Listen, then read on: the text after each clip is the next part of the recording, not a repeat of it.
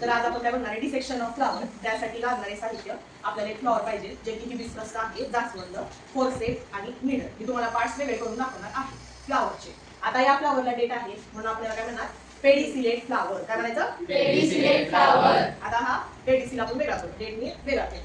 त्याच्यानंतर हे तुम्हाला जे छोटे छोटे हिरव्या रंगाचे जे पार्ट दिसतात त्याला म्हणायचं इपिकॅलिक्स. काय म्हणायचं इपिकॅलिक्स. आता इपिकॅलिक्स आपण बाजूला.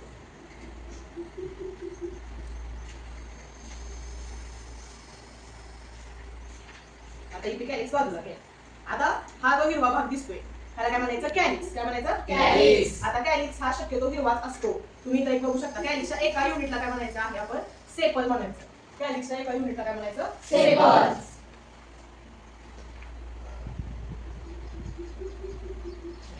आता हे फ्लॉवर.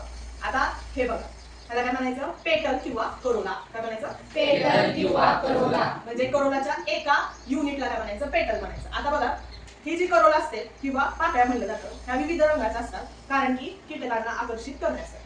समज आता हे पूर्ण काय झालं आतली रचना म्हणजे हे बायसेक्शुअल फ्लॉवर आहे त्याच्यात अँड्रोशियम आणि एंड्रोशियम म्हणजे मेल आणि फिमेल दोन्ही आहे. मग आता एंड्रोशियमचा भाग कुठला बघा अँथर आणि फिलामेंट त्याला आपण म्हणणार एंड्रोशियम म्हणजे वरचा एवढाच भाग पिवळ्या रंगाचा आणि त्याला खाली एक डेट आहे त्याला म्हणायचं फिलामेंट आणि वरच्या पिवळ्या रंगाला काय म्हणायचं अँथर.